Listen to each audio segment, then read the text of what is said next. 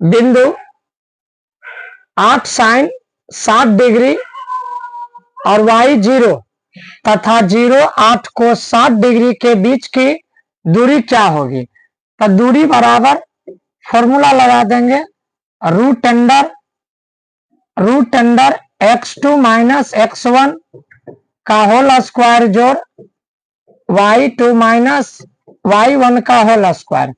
अगर सूत्र से निकालेंगे तब x2 के जगह पर आया 0 और x1 के जगह पर आया 8 sin 60 डिग्री, तब 0 माइनस 8 sin 60 डिग्री का होल स्क्वायर प्लस 8 कोस 60 डिग्री माइनस 0 का होल स्क्वायर। देखो 0 घटाएंगे तो कोई फर्क नहीं पड़ेगा, रूट अंडर 8 sin 60 डिग्री का होल स्क्वायर।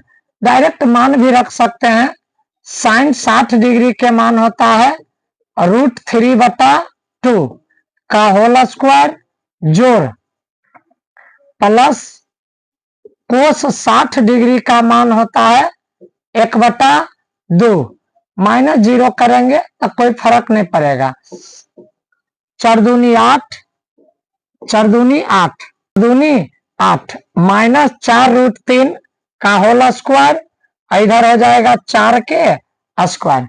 इधर आ जाओ, 4 माइनस 4√3 माइनस 4√3, तब माइनस 4√3 4 चौक 16, √3 का स्क्वायर 3, 16 48 और जोड़ 16 48 64, 64 का वर्गमूल हो जाता है 8, 64 का वर्गमूल 8, तो दोनों बिंदु के बीच की दूरी कितना?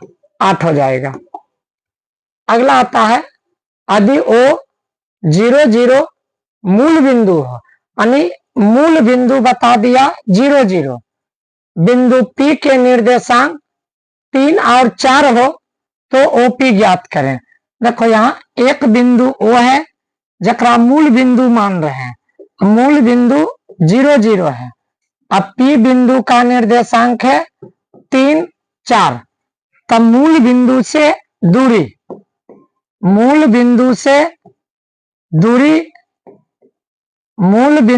दूरी बराबर होता है root under x square plus y square.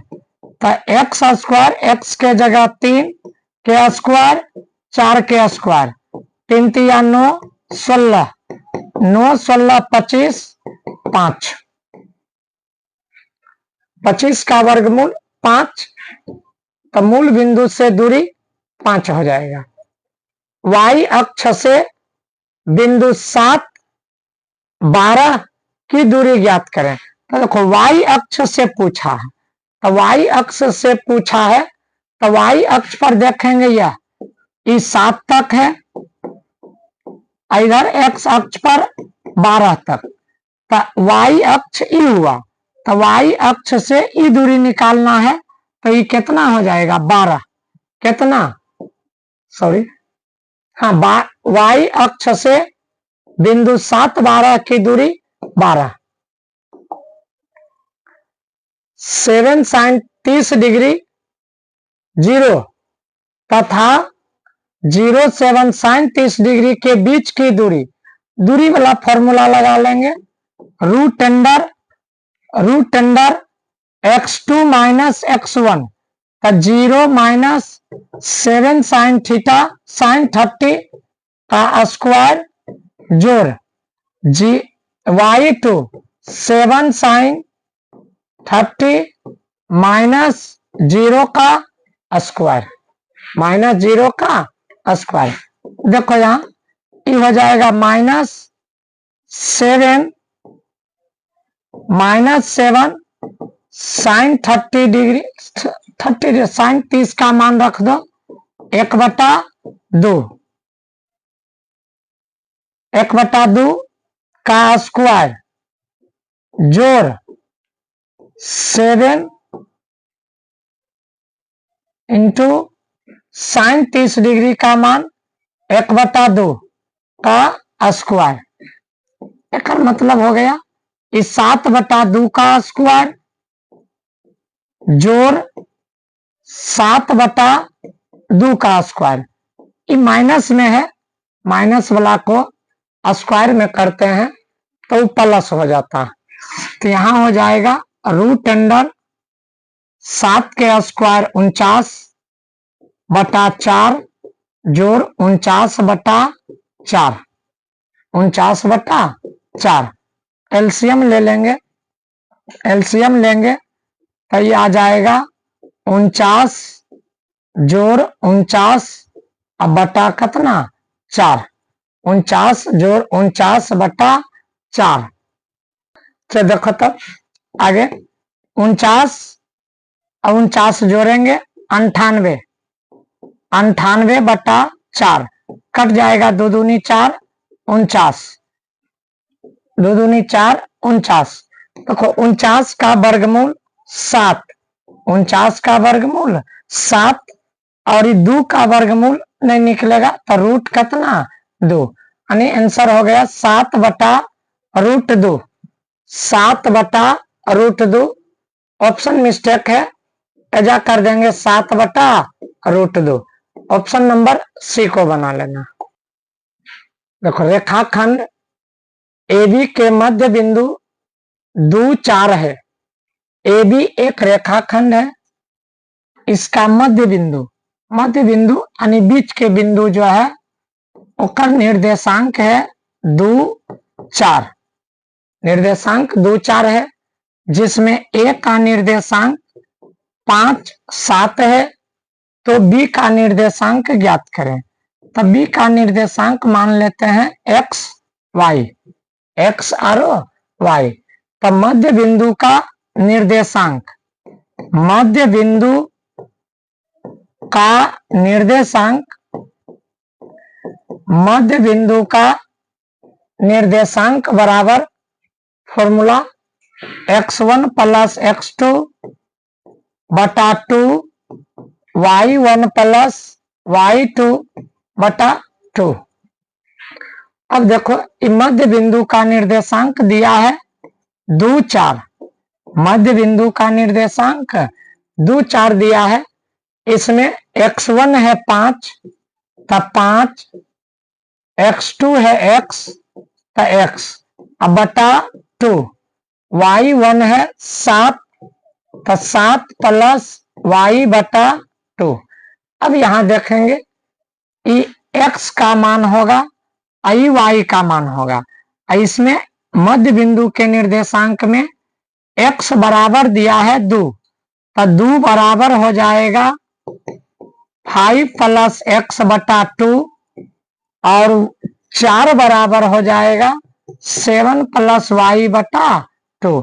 तो ये 2 दूनी 4 बराबर 5 + x, तो x बराबर आ जाएगा -1, 4 दूनी 8 बराबर 7 + y, तो y बराबर 7 इधर आके माइनस तो 1, x हो गया 1, y हो गया, x हुआ -1, y हुआ +1, यानी -1 + 1, -1 + 1।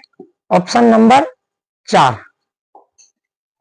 अगला आता है बिंदु 3, -3 और -3, 3 को मिलाने वाली रेखाखंड का मध्य बिंदु का निर्देशांक ज्ञात करें। यानी एक रेखा है AB जकरा में A बिंदु है 3, -3, B बिंदु है -3, 3, -3, 3।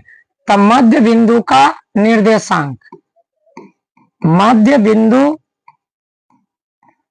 का निर्देशांक, मध्य बिंदु का निर्देशांक बराबर फॉर्मूला लगाएंगे x1, x1 हुआ 3, x1 3, x2 -3 बटा 2 y1, y1 हुआ -3 और प्लस y2 हुआ 3/2।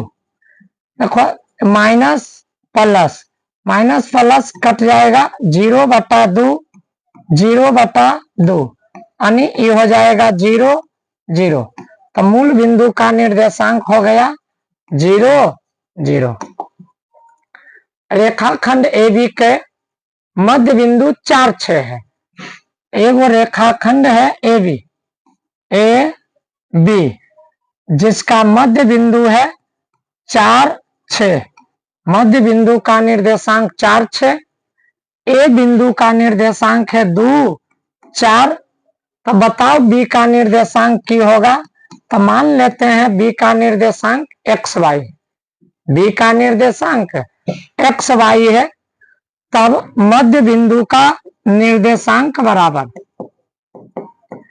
मध्य बिंदु का निर्देशांक बराबर मध्य बिंदु का निर्देशांक बराबर x1 plus x2/2 y1 plus y2/2।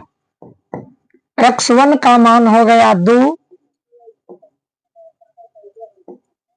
2 plus x/2, y1 हो गया 4 प्लस y/2 और एक निर्देशांक देले है 4 6 4 6 4 6 निर्देशांक है। x का मान 1 बराबर होगा, ये 4 है तो 4 बराबर 2 प्लस x/2, 6 बराबर 4 प्लस y/2, 4 दूनी 8 बराबर 2 प्लस x। तो x बराबर 8 में से 2 गया 6, 6 दूनी 12 बराबर 4 प्लस y, तिरछा तिरछी गुना किए तब y बराबर 12 माइनस 4 8, x बराबर 6 y बराबर 8 6 8 ऑप्शन नंबर 4। किसी वृत्त के व्यास के सिरों का निर्देशांक 10 माइनस 6 है। अच्छा कोई वृत्त है, ये मान लो वृत्त है, ये वृत्त के व्यास कहते हैं केंद्र बिंदु से होकर जो है परिधि से परिधि को मिलाने वाली रेखा, यानी परिधि से परिधि को मिलाने वाली रेखा जो केंद्र बिंदु से होकर गुजरती है उसी को कहते हैं व्यास।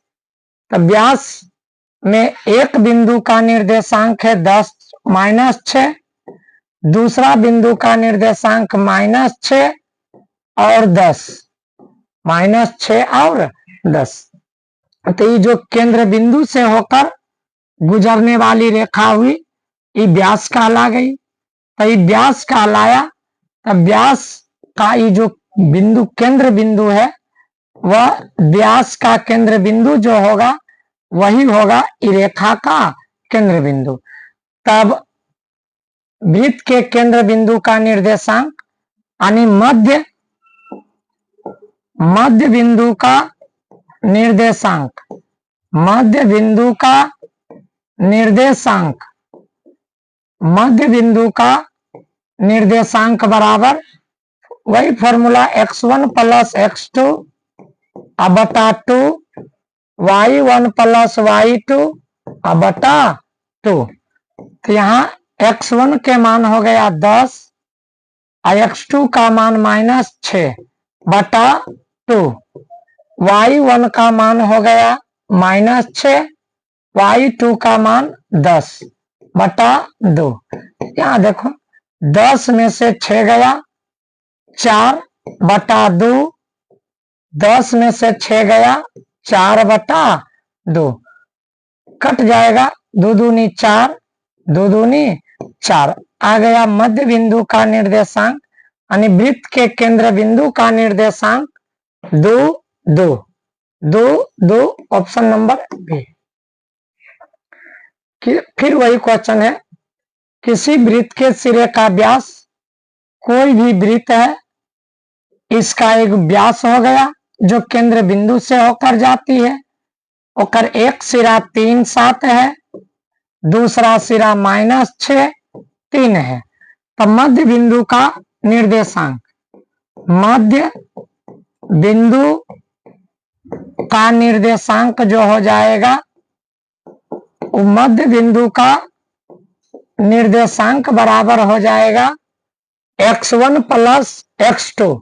तो 3 - 6/2 y1 प्लस y2। तो y1 7 प्लस 3/2।